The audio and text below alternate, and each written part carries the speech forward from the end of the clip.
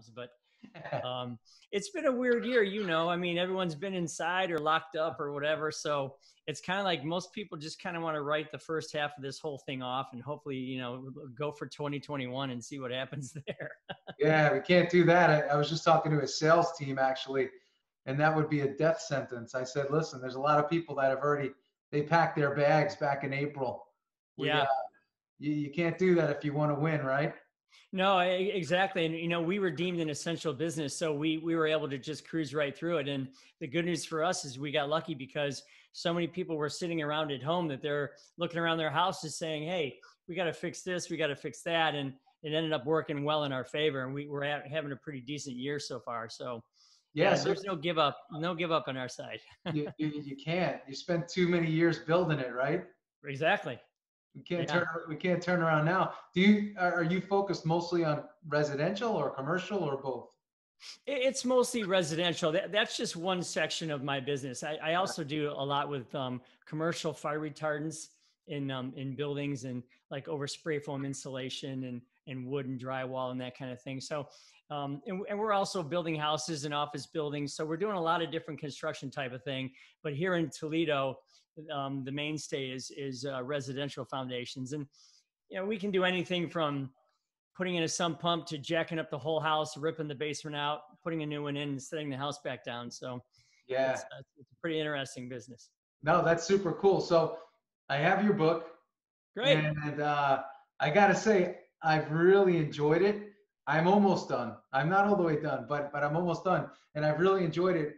And it's almost as if you're speaking a language that I feel is not spoken much of today. And that's why I think the book was so timely, just in the fact that there's so many folks out there that are so college obsessed. I think parents specifically, yeah. And there's kids that are caught, in between, right? They're not sure what they want to do. They're not convinced they want to go to college, but they're also wondering what their other options are. And it's almost like it's been pushed on them that you can't be successful if you don't take this one route. And I appreciate you addressing that. Yeah, I think the really sad part is, and we'll get into this, but when a kid feels that he's letting people down because his natural tendencies are to grab a hammer and a piece of wood and make some amazing piece of furniture out of it, but no, he's getting sidelined off the other way. And I think it's sad to see someone that could be, hey, mom, dad, that's really not my thing. And feeling like they're disappointing them. And then they're being disappointed because their kid's not going to Harvard. And it's just a mess. But I mean, again, we'll talk about it, but there's so many ways that kids can and should be exposed to more things than just that. So yeah, well, as I was reading, I think you said the 70s, but back when you were coming up, through grade school and such, college wasn't such a big thing. You had some people that went to college, and you had a lot of people that went to work. I tell you, in my home economics class, I remember the teacher said, raise your hand if you're going to college. I was like in 10th grade, and only about a third of the room raised their hand. The rest of them were going to go into a family business, or they were going to do something else, work at a factory, or they're going to work in a trade or do something else. And that to me seemed really, really balanced. I bet you if you did the same thing today, you'd have everybody raising their hand. And it's not even possible for that to happen, much less probable, Yeah, no, I know. Both my parents were teachers, and, I went to college, and my brother was, always struggled in school, but he was great with his hands, a great technician. And, he made a deal with my parents, and he said, listen, I'll go to school for 2 semesters and I'll make a decision. And he realized that on his side business, he was making more money than the guy teaching the business class. So he came home and said, you know what? It's great that this guy's teaching business, but I quit. I'm going to go work my business. And he ended up, being a 7-figure earner as a result of that. So I continue to relate to what you wrote, and I really enjoyed that. Good. Excellent. So for you, what really inspired you to write this book? I know it documents pieces of your journey, not the whole thing, but what was your overall inspiration? For me, our company went from 6 people to 200 And we experienced a lot of growth over the last couple of decades. And in that time, we've had to hire a lot of people. Ours is a very dirty, it's jackhammers and concrete and digging and tar and all that, kind of dump trucks and gravel and all that. So it's kind of a grind. And we had to do a couple things. We had to create a really super amazing culture in order to retain people, which we have, and we have a blast doing it. But more so, I kept seeing that these kids were kind of underprepared to go out into the world coming from high school. And, again, I know that at some point in the 70s and 80s, we decided to take shop class out of high school. And I get that. They replaced those rooms with computers. And I know computers were important, but I don't necessarily think it was a binary choice, one or the other. So the more I saw that these kids were kind of underprepared, and the more I thought, you know what, they don't even know where they're going. It's like their parents and the schools give them an axe when they graduate and say, there's the forest, start chopping. And after a minute, they look back at their parents and say, where am I going? Just keep chopping. And that's not the answer that we want to give these people. So for me, I wrote it because I wanted to give kids direction, first off, on how to think better, because no one teaches them how to think good. I mean, they think about Friday and they don't think about long-term. And we all know the best time to think long-term is when you're younger. So I wanted to give them a shot at thinking a little better, because if I did that successfully, then I knew that they could consider a blue-collar career to support what they saw for themselves. And that stigma and all that would just kind of go away. Yeah, no, it's super cool. It's amazing that people think blue-collar career is not good.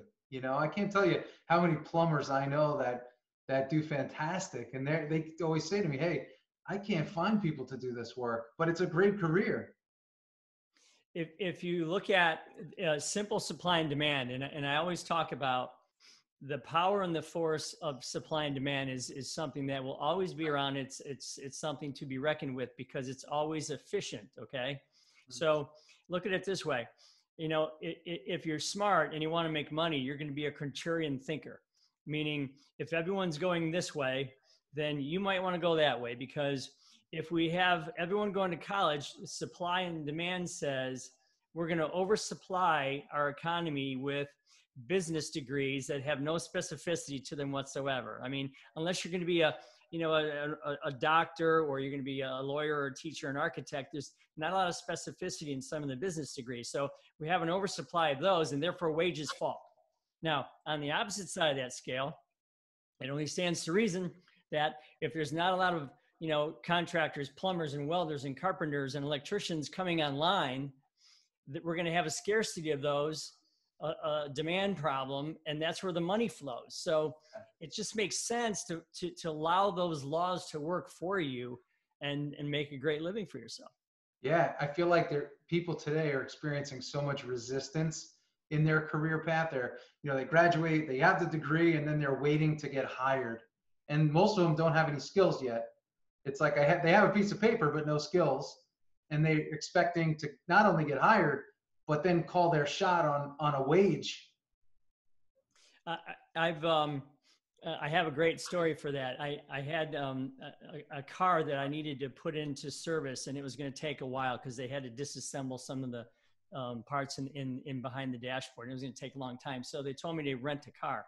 So I went to this rental car down the street, this rental car place, and I saw this kid. He was behind the counter. He was probably 25, okay? And, he came out with the suit, and he was trying to put his best foot forward, with the whole rental car thing.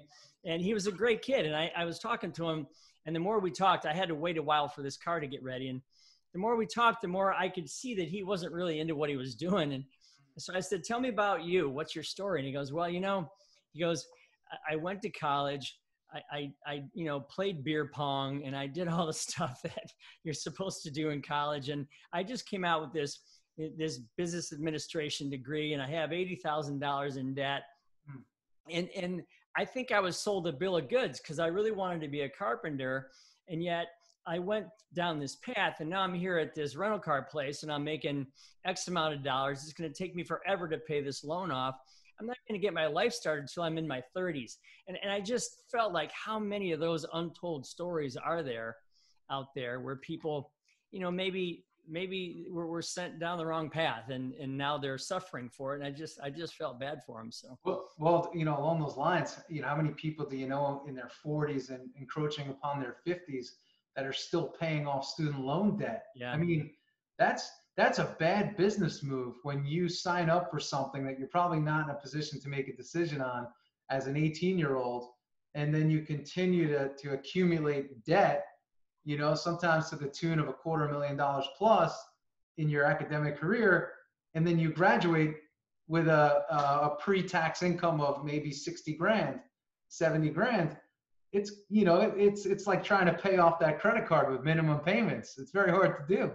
Well, look at it this way. I mean, the stat came out that last year, the average salary for a graduating college student was $50,000. You start taking taxes off of that and everything else, that doesn't leave you much room to live and pay off a large student loan like you're just talking about. But there's another formula that I try to teach kids that I think is really important. So if you're talking about establishing yourself from an asset-based perspective, okay, if you're going to school and you're paying $40,000 to $50,000 a year to do that, and that's a 4-year degree, that's $160,000 to $200,000 that you have potentially in debt that you're going to have to carry. Now, if you forego that and you hire into a trade where you can easily make $40,000 or $50,000 a year right off the bat, and you multiply that by 4 years, now you're on the plus side, $160,000 to $200,000. So there's a potential $400,000 swing there. Yeah. That's a lot of money when you're talking about just starting your life out and, again, building your asset base. So, this isn't just a light, easy conversation to have anymore. I mean, this is a potentially really serious financial hole you're digging these people into. Yeah. And especially if they don't have a specific reason for going. I mean, I'm not an anti-college guy at all. I'm anti-college is for everybody. And those are the ones that I'm particularly talking about. Yeah, no, I agree. You can't just line up like cattle and say college, college, college, college. There's some purple cows in there that don't belong there, That's a fact. Yep. Yeah, no, it's an interesting concept because I feel like this hasn't really been addressed in the mainstream at all. This is the first time I've come across the conversation, through your book, where this is being brought up in a mainstream manner. Well, it's almost a default mechanism, and it's kind of a perfect storm of a confluence of different things. So you have kids being raised these days on iPads and cell phones and that kind of thing, and they're at the dinner table staring at their screens all the time. So, from a social perspective, they're being hurt right off the bat. They also don't go out into the backyard and grab a hammer and some nails and build a tree fort like we did when we were younger. They don't go into the kitchen and discover cooking and baking and those kinds of things. So they're at a disadvantage right off the bat. Now you take them through high school, and as we discussed earlier, you eliminate shop class. So now millions of kids don't have the opportunity to even accidentally discover welding and electricians and plumbing and that carpentry and that kind of thing. You add those two problems with the fact that there's this thing that parents and teachers in colleges have that say, if you don't go to school, you may not amount to anything, which is ridiculous on its face. But if you take those three things and put them all together, it creates a real crisis in the supply of blue-collar workers. But wherever there's a crisis, there's an amazing opportunity. And that's why you see some of these carpenters making 6 figures right now. And that's coming to the shock of and awe of many people. But it's going to be around a long time until something changes. Yeah, I was going to say, I think it's shocking a lot of those college-educated consumers because, they call for the estimates and 3 or 4 guys show up and they can't believe how much, these tradesmen make and earn. And for the first time, I think they start thinking, hey, maybe, I should have done that. I could have been making more than I make all day slaving at a computer, I have my there's several people that are involved in creating a book. And I never thought this book would go 10 feet, much less 10 miles. And so I'm very blessed to have that happen. But one of the people that is helping in the process in the PR area, one of the things they confided in me the other day, they said, everybody that I know that's successful is a contractor of some sort. And here I am with all this debt. I'm in this apartment in New York, and I'm kind of stuck, and I'm looking at these guys going, man, what should I have really done, right? So, but again,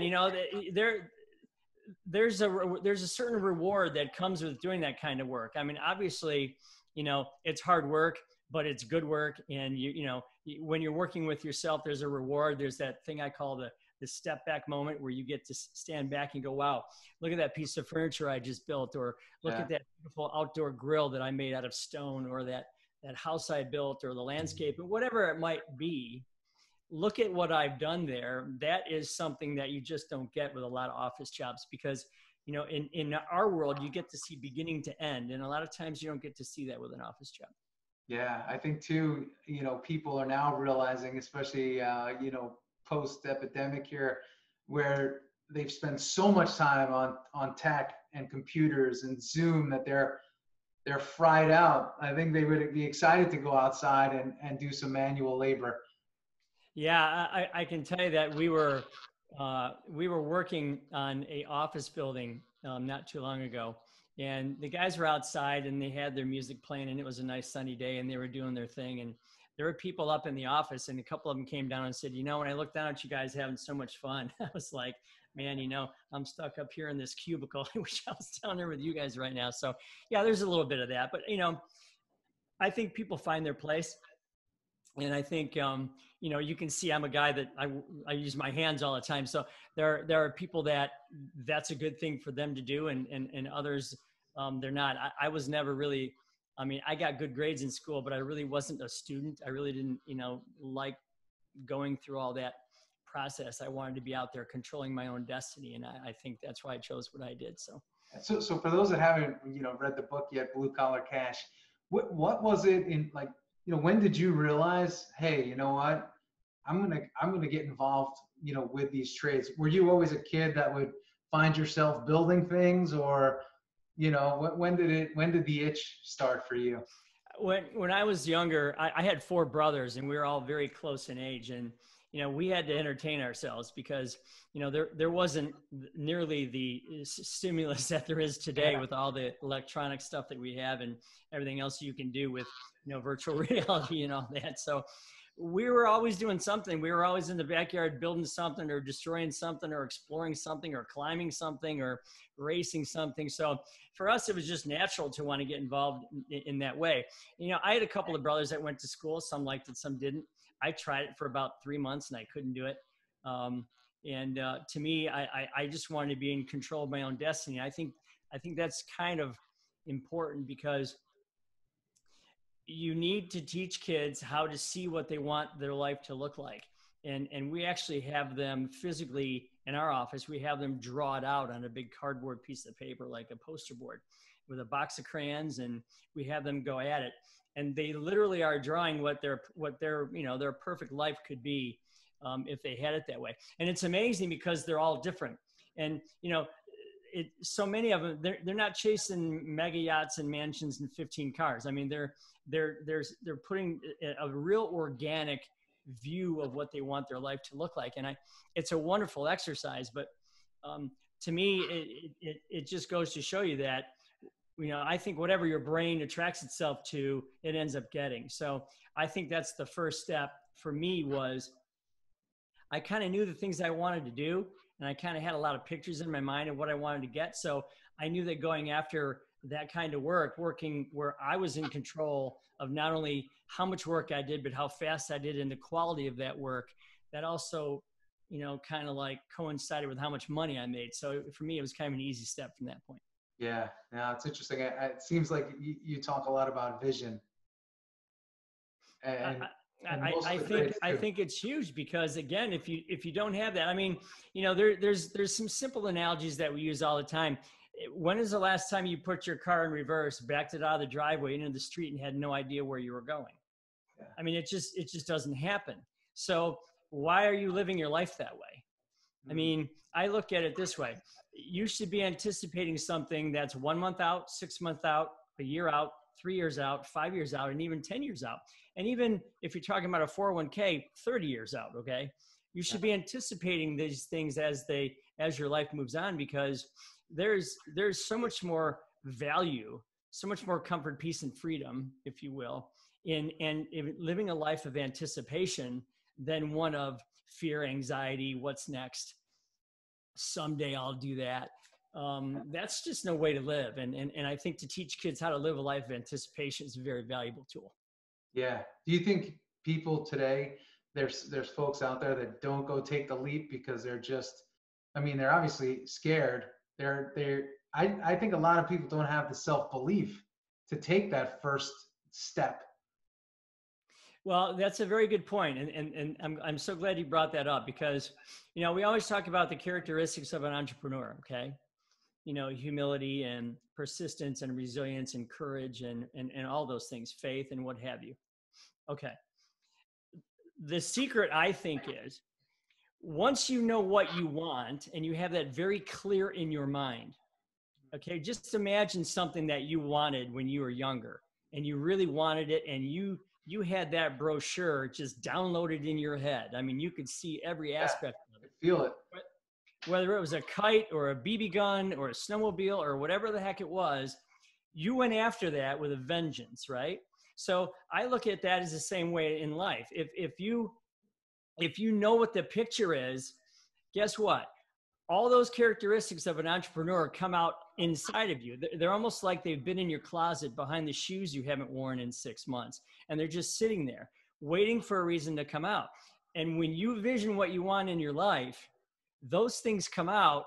And now all of a sudden you're that entrepreneur that you so reveled, the day before. Well, everybody has that. You just need to see it.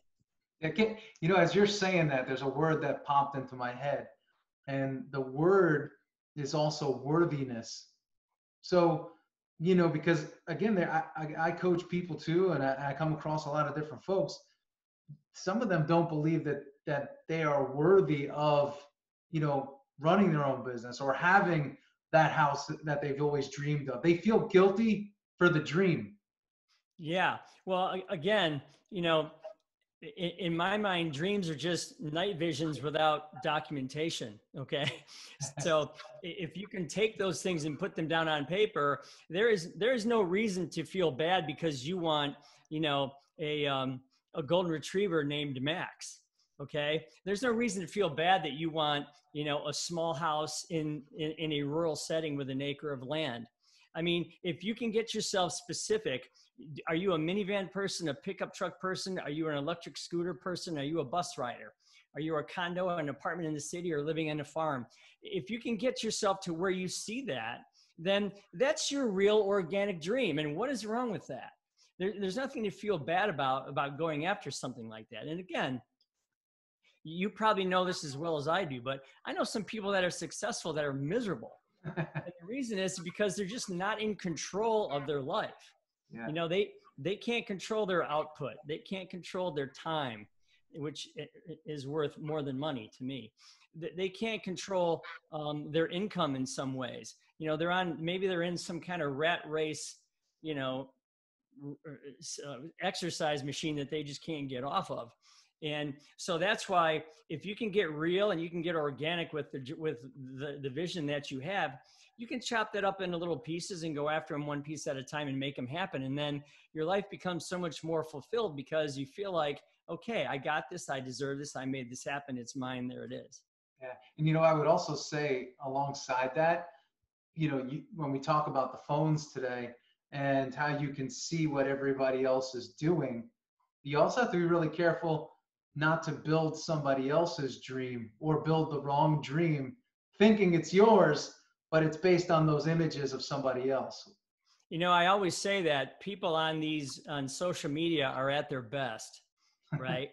You're only seeing them when they're out to dinner at this place, or they're on vacation over there, or they're doing this or doing that.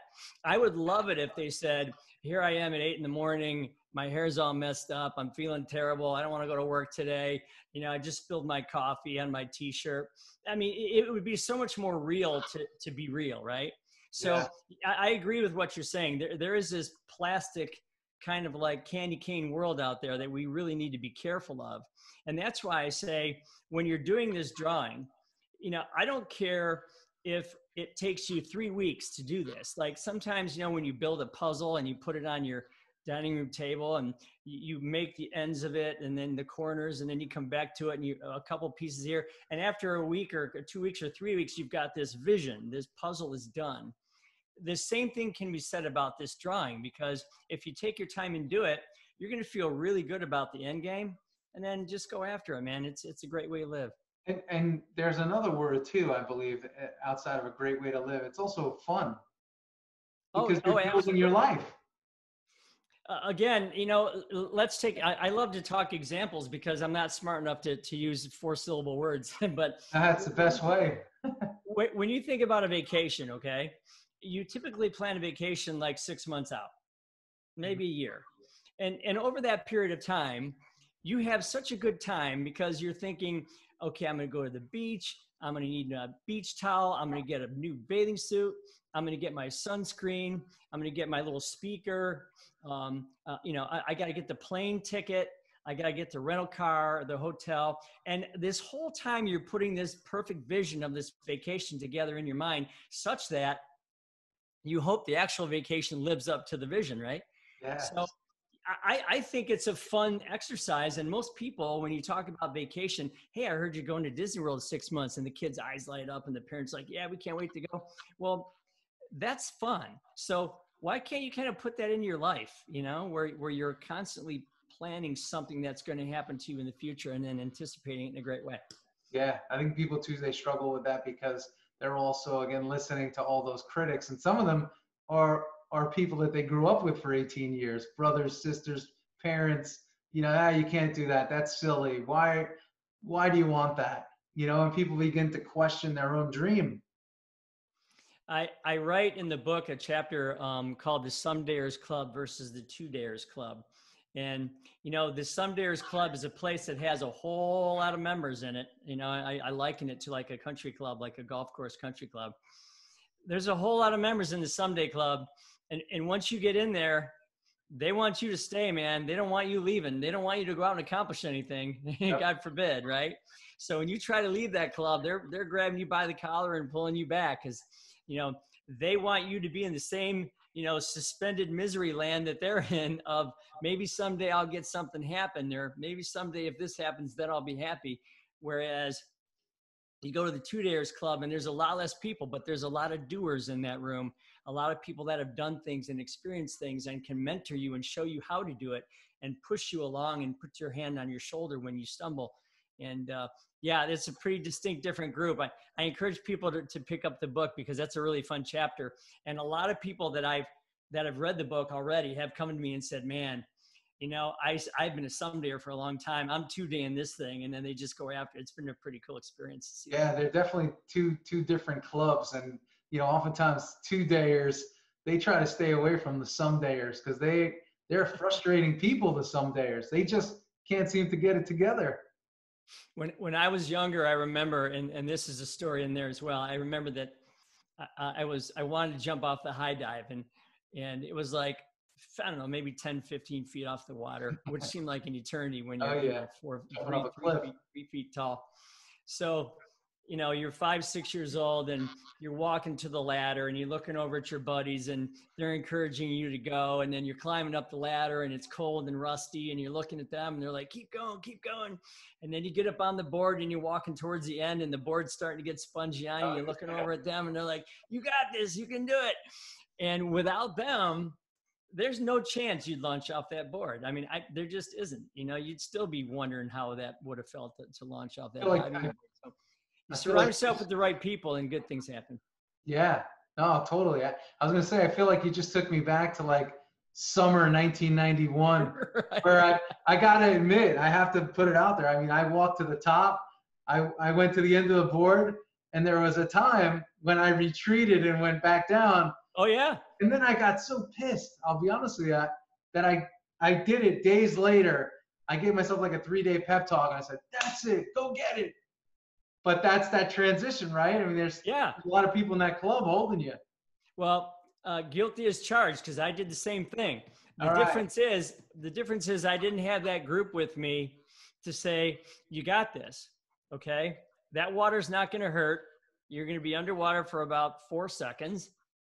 You're going to come out and swim to the side. You got this. And I really think it's hugely important that when you set a goal, especially once you get it crystal clear and you have a goal that's actionable and it's like the light switch is on and it's happening, you got to share that goal with someone who is going to get you off that diving board, because you need to share that with somebody that you love, that you trust, that you respect.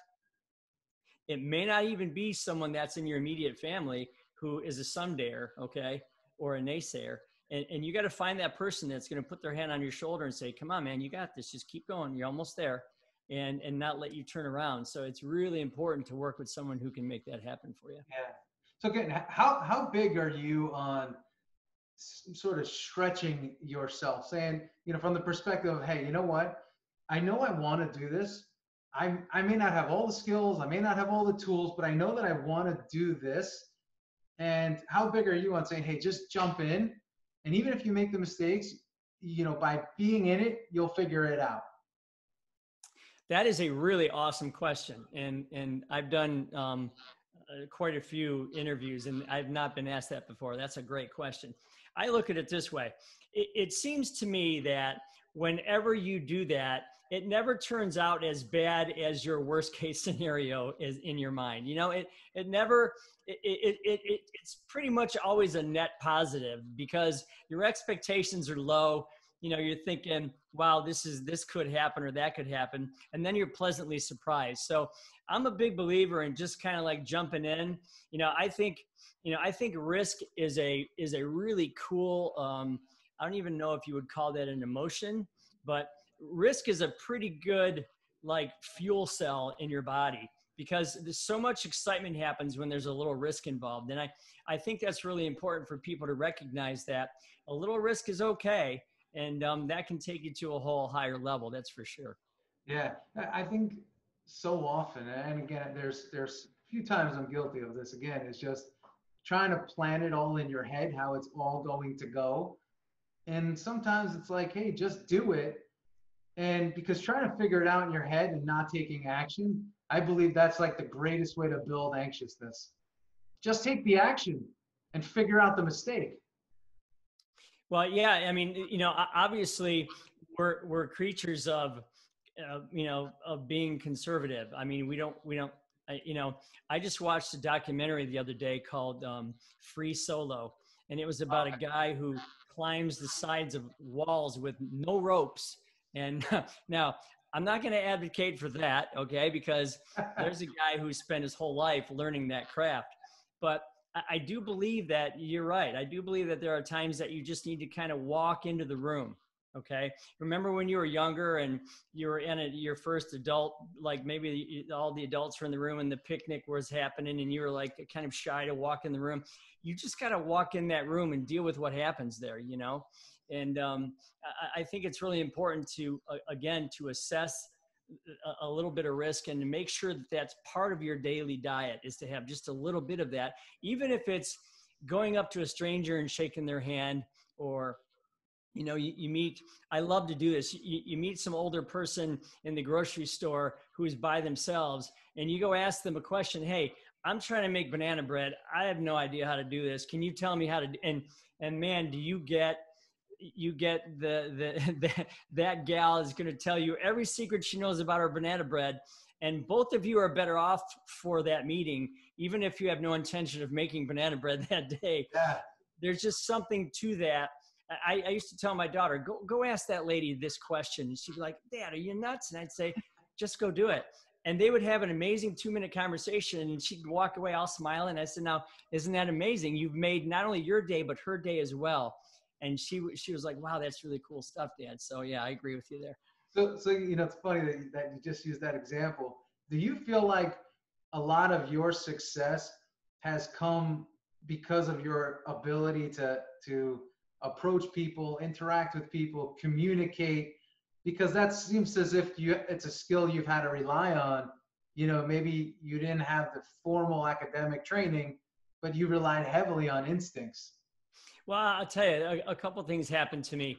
When I was younger, I had a really bad cleft palate, which is like a huge scar on my face and a huge hole. That was a birth defect. And I had to get that worked on over years and years and surgeries and whatnot. And I had to go to speech therapy class and all that kind of stuff. So I remember kind of getting bullied a little bit in high school when I was younger, junior high and high school. And it made me feel kind of shy. And I knew shy wouldn't work. I mean, shy just didn't work for me. So I remember I used to love watching comedians, and my favorite ones were the ones that kind of made fun of themselves sometimes, So one day I was getting hammered by this guy in front of these girls, and he was just verbally abusing me for no reason, just to be cool. And I remember making fun of myself and saying, "You're right. I am this scary little monster."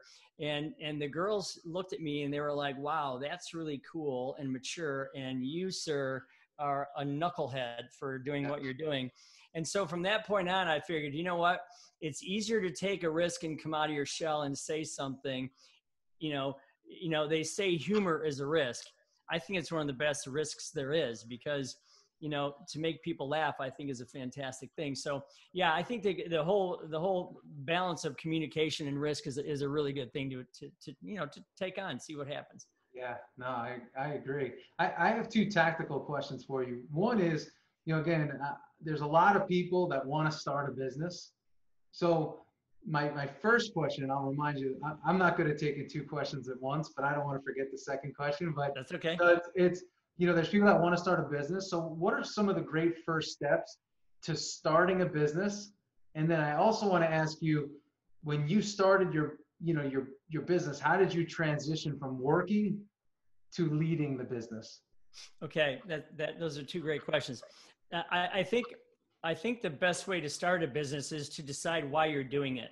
Okay, are you doing it so you can make a certain amount of money? Are you doing it so you can attain a certain amount of things? Again, it goes back to that vision of why are you doing this? Do you have a passion for what you're about to do? Okay, because if you're passionate about something, usually you don't worry about the customers and the money comes later. I mean, it just kind of happens that way. Are you ready to give back once you become successful? Is that a part of your whole package here? Are you willing to make this statement? And I do this all the time. I'll say to my team members, my employees, listen, I can't get what I want, nor can this company get what it wants until all of you get what you want first. And I absolutely mean that. So are you willing to replicate yourself, give up the ego and the control, and allow your employees to be successful? Okay. So much so that, they're now driving your company with and for you. So I think that's the first thing you have to do is you have to be prepared mentally to do that. The second thing you need to do is just to take advantage of all this stuff. I mean, when I was younger, we used to use spreadsheets and pencils and calculators to do this stuff. Now you can run a business from your cell phone and your pickup truck or your van. I mean, take advantage of all that stuff because there's never been an easier entry to business. But the final thing is, I would say, be ready to do what other people aren't doing. And that goes back to that supply and demand thing. I would tell you that, basement waterproofing, digging ditches, running jackhammers on a list of 1 to 100 things was probably 99 on my list that I wanted to do.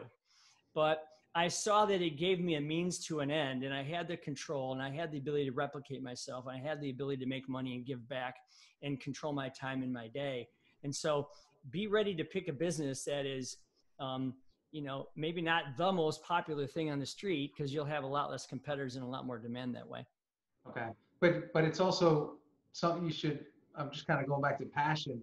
If you're not passionate about jackhammers and things like that, because I don't want people to miss, some people, they'll be like, well, I should go find every business that nobody wants to do, and that's what I'll do. That's a good point. But again, it depends on what part of the business you're passionate about, because every business has its ups and downs. Okay.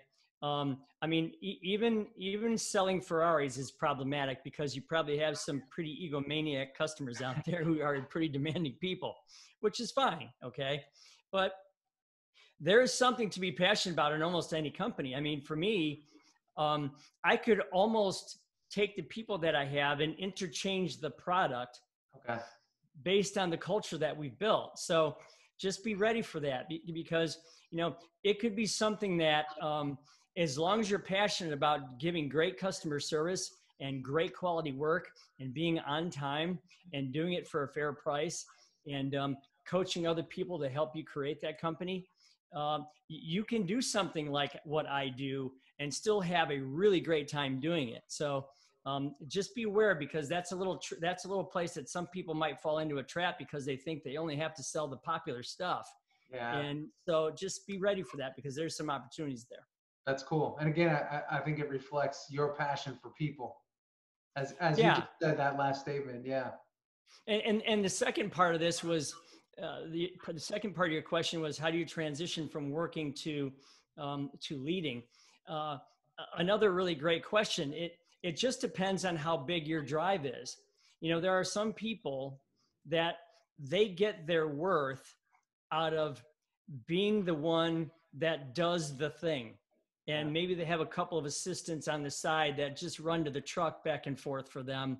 And they're the guy, you know, they're the one that is actually creating that piece, that thing, that whatever that is. And that's okay.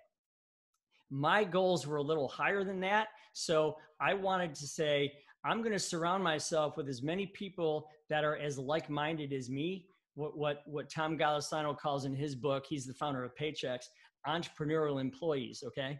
So I'm going to create my whole system. I'm going to create this really cool culture, and I'm going to try to fill it with people who are entrepreneurial in their thinking, because that will create a massive company that just keeps moving forward. And that's kind of where I went from there. You know, it's fun to replicate yourself. It's fun to make more money doing it. And it's fun to have a room full of people who are all goal oriented and driving forward. It's just a fun way to work. Okay, so I have a follow-up to that, because I've come across this from you know, people that are either starting up businesses or even people that are seasoned. But that's great to have the entrepreneurial employee, but what if they leave and create a competitive company to mine? Well, first off, here's the good news there. Not everyone is made to be their own person. Not everyone is made to run their own company. Okay. Now, obviously, if you feel like that's going to happen to you a lot, there's certain controls you can use, like non-competes and everything, and those work. I mean, those still work to this day. Okay. You can still create those things. However, I have several people that have been in my office. I mean, I probably have 20 or 30 that have been there 20 years plus. If they were going to leave, they would have done it already. And if I can create a place where they feel like they have ownership of their division or their department or their task, and they're making money, and I'm driving them towards getting the goals that they want, why would they want to take on all the worry and the stress and everything that I have when it comes to running 30 dump trucks all over God country and everything else, and you know, buildings and all that other stuff. So some of them are like, you know what, this is kind of the best of both worlds. He gives us the freedom to be entrepreneurs within our own departments. We can get the goals that we want, and we're all winning here. So that's kind of how I would answer that question.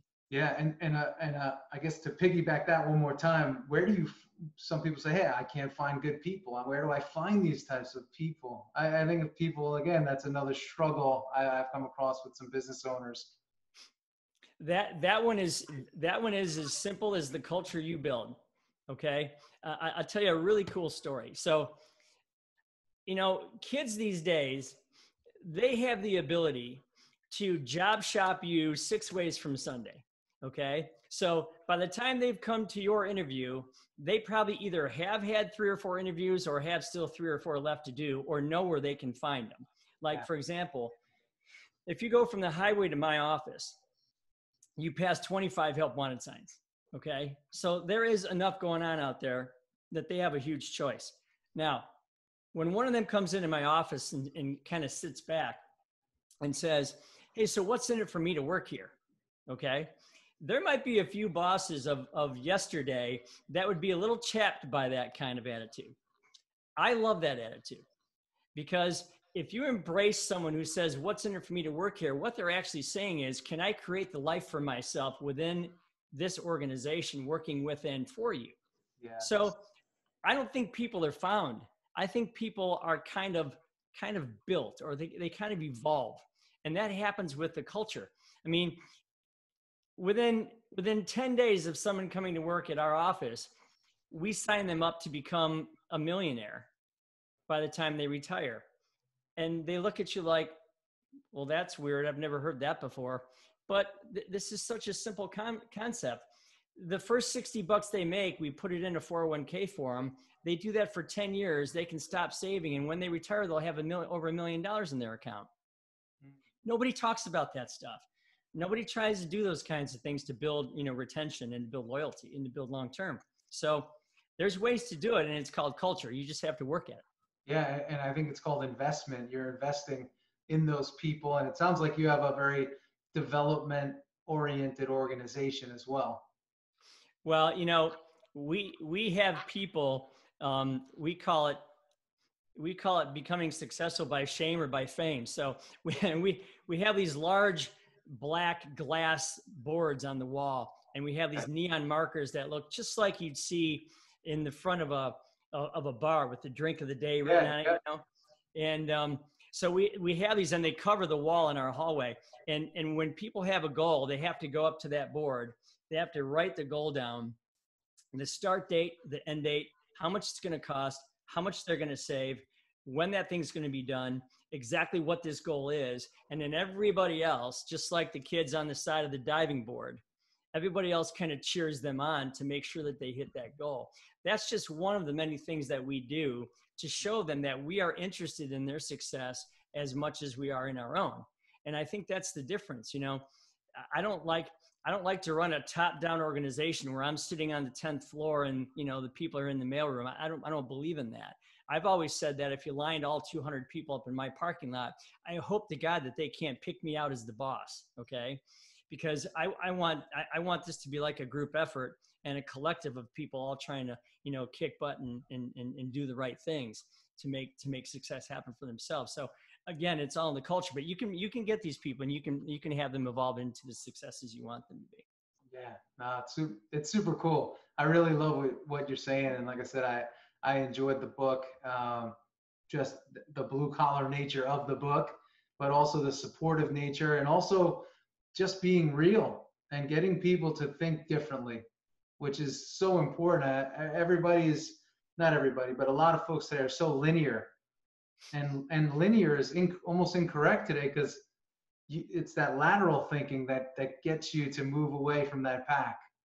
Well, I'm all for beginning with the end in mind and looking at the goal and working your way back towards today. But I love the fact that you said it's so linear, because, linear is just, it's just bland. I mean, there's no color to it. There's no feeling to it. There's no celebration to it. And that's why I like what you're saying, where there's more of a campus feel, where people, we have this huge fish tank. It's a saltwater tank, and believe me, it's a labor of love. I have someone take care of it because it's so hard to keep alive and keep going. But we have this tank, and it's in this big foyer that we have, and it's kind of a place where people gather to talk about ideas and share things. And what's funny is we don't use the intercoms. We haven't used intercoms in so long.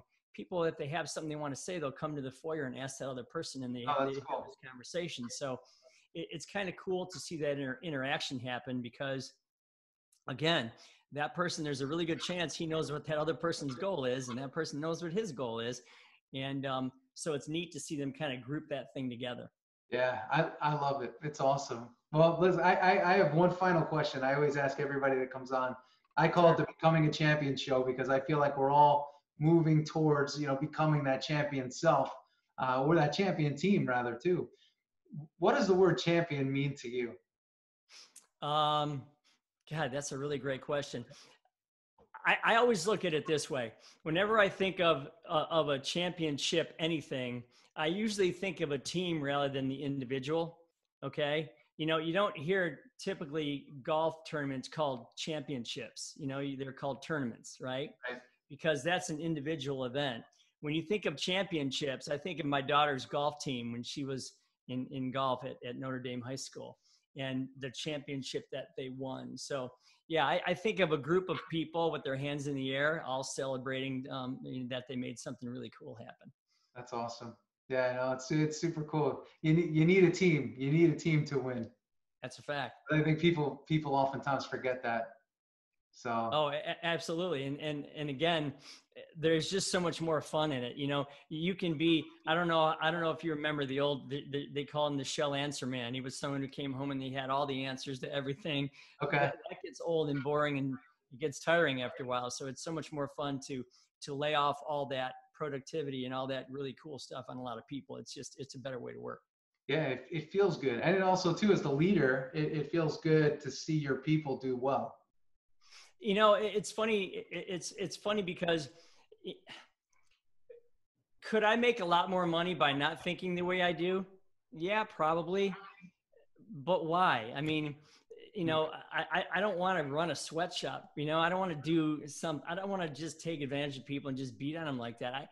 I would rather have people come to my place and be able to get the things they want and take the vacations they want and do the things that they need to do to build their life. I just think it's a responsibility to maybe it's just my own little core feeling, but it's just better to have a group of people winning than it is to have one and have done it on the backs of others. So. And I think it feeds into probably who you are, right? You seem like a builder. It's fun. So you're It's a building lot of fun. people. I And do love to build things, and it is fun. So. yeah, building people, building buildings. It's all good. Yeah. So that's cool. Well, I appreciate you coming on and hanging out for a little bit and sharing wisdom. And again, I'll show the book, and Excellent.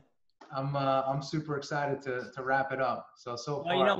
one thing about the book that is a little odd was, we didn't know quite where the exact the end game buyer was going to be, the reader. And we've had feedback from people 17 to 70, and it's been great for people who are running small companies that have a staff of people that want to build loyalty. It's been great for parents and grandparents who read it first and then give it to their kids. And then maybe someone needs a little direction and they have great conversations, ones that they never expected to have. And even if you're like in your mid 30s and you're just stuck at some job and it's not for you, this book can kind of help you to get unstuck with the way we teach people to think. So I hope a lot of people take advantage of it, and I hope it helps. I'll leave with this last one too, or a kid that reads the book and wants to go down this path, the blue collar path, maybe give it to the parents so they can get an understanding that there's so much more for that child outside of just going to college. Great. Yeah. Great point. Great to get even the parents online. Yeah. That's a great point. Thank you for that. Yeah. I mean, I that's how I see it, because there's a lot of convincing for kids, especially like I grew up in the Northeast, New York, Connecticut, New Jersey, it's a pressure cooker for success. And you have to go to this prep school, and then you'll go to this college, and then you'll be a success. Unfortunately, again, that linear path, there's no guarantees. I always bet on the underdog hustler myself. I had a gentleman from Australia email me yesterday and say, I'm 48, I'm stuck in a cubicle. I love woodworking. It's my hobby. I always wanted to be a carpenter. I did that when I was younger. Is there hope for me? Think about that. And I said, absolutely. And I gave him a whole laundry list of things that he could go do to get back to where he wanted to be. And he said, I can't wait for the book to come out. It's coming out in October in Australia. And they, for some reason, it's behind a month from where we released the book. And I'm getting a lot more of those types of emails of people that are thinking, you know what, it's time to transition back to happiness. And I wish him luck. I wish him the best. I hope he finds it. Yeah. Again, more connection with people, right? For you, which is cool. That's the give back, and that's the get. You give into them, and then you're getting great feedback, which is super cool. And And I appreciate you very much spending time with me today. So thank you. Yeah, it was a lot of fun. I love the format that you did here. I love the backdrop too. That's really fantastic. Thank Whoever you. did that behind you. Yeah, So thank you. I try to keep it pro Americana there you go. as I'm much all as for I that. can. Yeah, that's I even keep it here when I'm traveling. There you go. I got it all Perfect. with me. Well, well done. Good luck. I really appreciate it. And thanks for having me on again today. Thank you. Thanks again, Ken. I appreciate it. We'll talk soon. Okay. All right. Take care. See ya. Bye.